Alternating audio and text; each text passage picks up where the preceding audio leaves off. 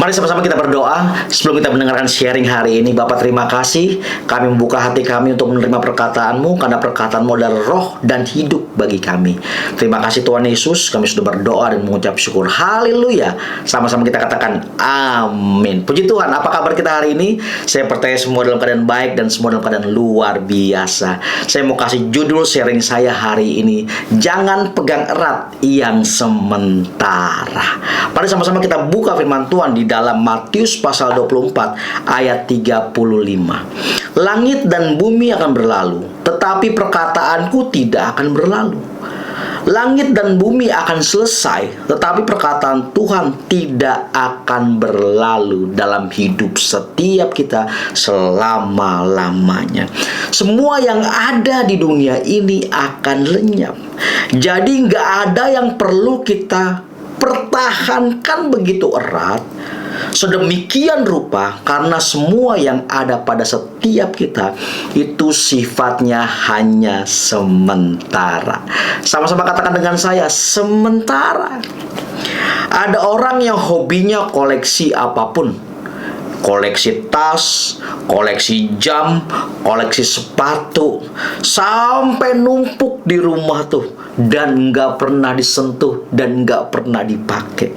Cuman tiap pagi bangun pikirannya cuman di koleksinya itu. Tiap pagi bangun buru-buru liatin masih ada nggak, tergores nggak, kena debu nggak. Tiap pagi bangun pikirannya cuman di koleksinya aja, dilapin terus debunya.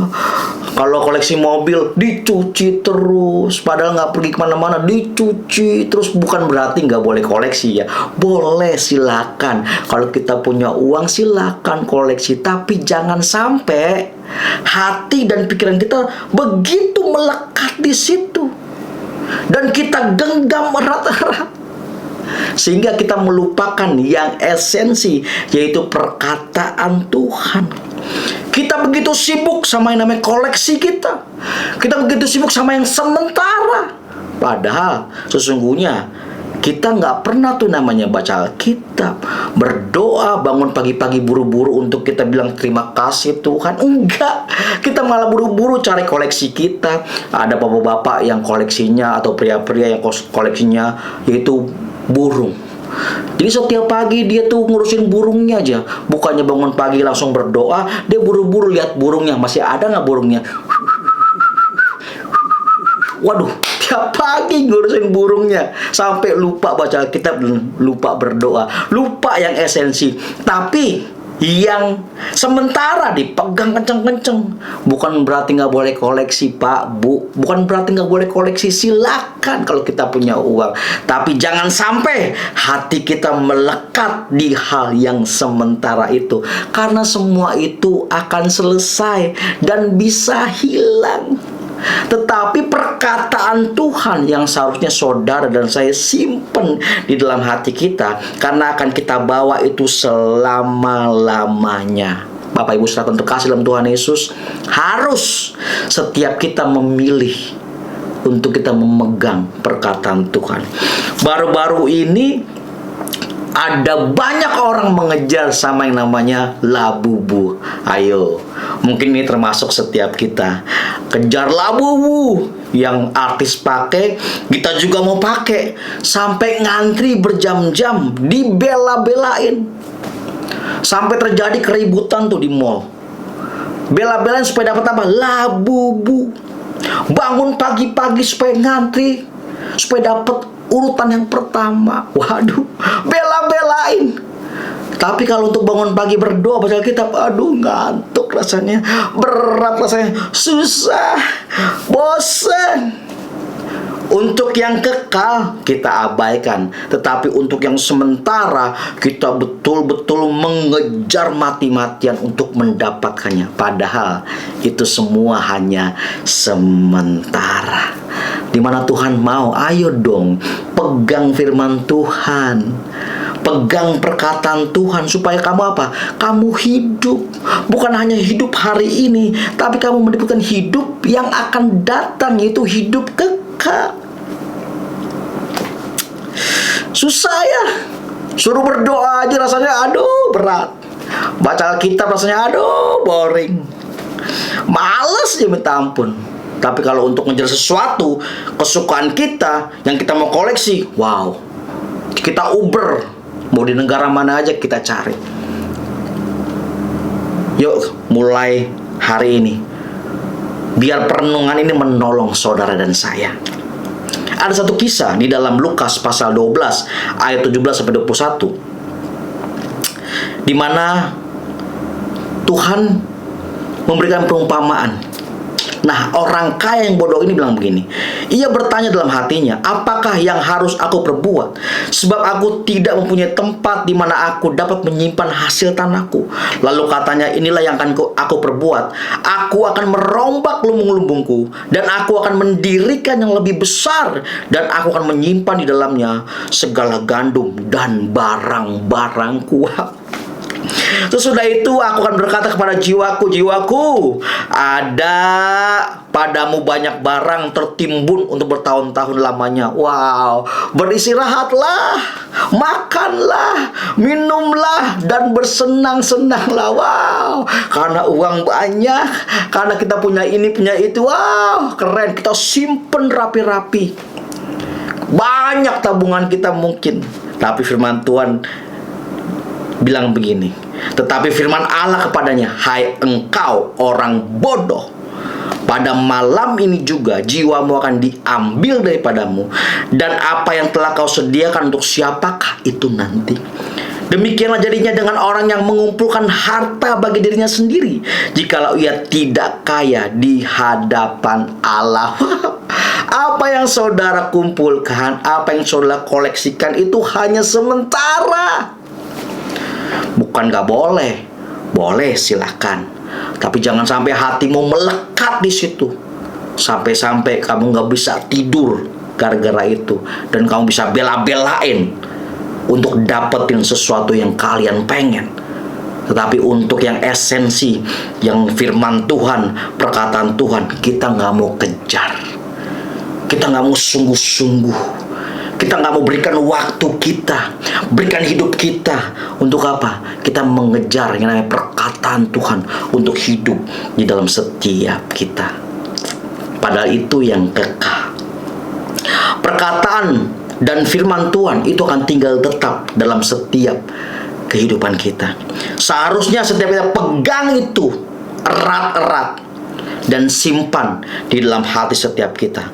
Karena penting sekali untuk setiap kita menyimpan dan memelihara perkataan Tuhan, di mana perkataan Tuhan itu yang memelihara kita hari ini di bumi, tetapi juga akan membawa saudara dan saya kepada hidup yang kekal. Yohanes 6 ayat 60 bilang begini, sesudah mendengar semuanya itu, banyak dari murid-murid Yesus yang berkata, perkataan ini keras, siapakah yang sanggup mendengarnya? Orang berbondong-bondong datang kepada Yesus. Tetapi ketika Yesus ngomong sesuatu, mereka tersinggung.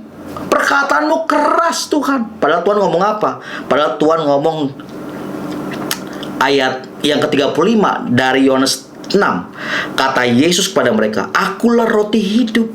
Barang siapa datang kepadaku, ia tidak akan lapar lagi, dan barang siapa percaya kepadaku, ia tidak akan haus lagi. Tuhan bilang gini, ini aku roti hidup. Kamu selama ini ngejar-ngejar aku karena kamu udah makan dan kenyang kan? Karena aku udah buat mujizat kan?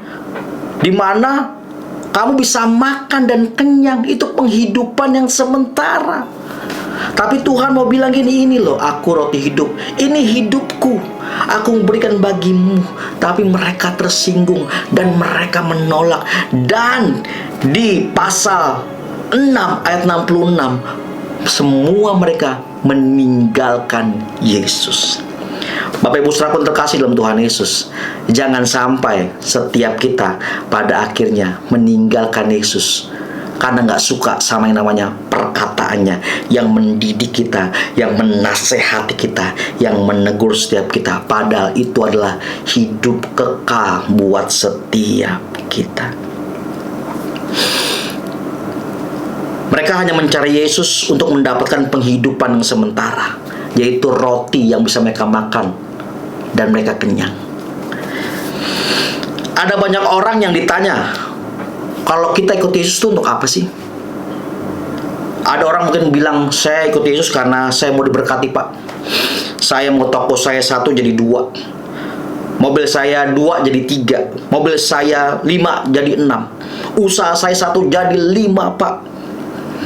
Dan maaf, banyak yang pada akhirnya kita tidak mendapatkan apa yang kita harapkan, dan kita bilang kita mengikut Yesus dengan harapan-harapan seperti itu. Dan pada akhirnya ketika kita nggak mendapatkan, kita kecewa. Dan apa? Dan akhirnya kita meninggalkan Yesus. Karena apa? Karena kita mengejar penghidupan yang sementara, yang bisa hilang. Padahal sesungguhnya kalau kita mengejar Yesus, Dia bertanggung jawab atas kehidupan setiap kita, atas keperluan dan kebutuhan setiap kita. Dia yang bertanggung jawab dan menyediakan buat hidup kita. Seperti firman Tuhan katakan, Allahku akan mencukupi segala keperluanku menurut kekayaan dan kemuliaannya. Wow, betapa baik dan dahsyatnya Tuhan dalam setiap kehidupan kita. Aidan Wilson Tozer, seorang hamba Tuhan di Amerika, pernah berkata seperti ini: jangan cari Tuhan untuk mendapat penghidupan, tetapi carilah Tuhan karena Dialah kehidupan. Cari Dia karena memang Dia kehidupan buat setiap kita.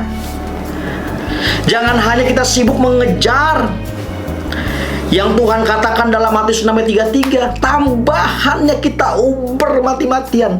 Padahal sesungguhnya kalau kita mencari Yesus sungguh-sungguh, yaitu kita mengejar yang namanya kerajaan dan kebenarannya, maka semuanya akan ditambahkan kok. Tapi kita uber tambahannya mati-matian, padahal segala sesuatunya akan Tuhan berikan kok.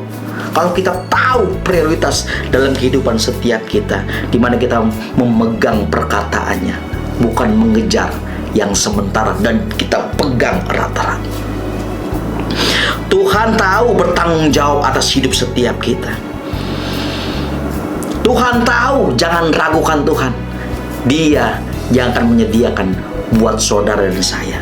Ingat sekali lagi, tambahan itu semua akan lenyap.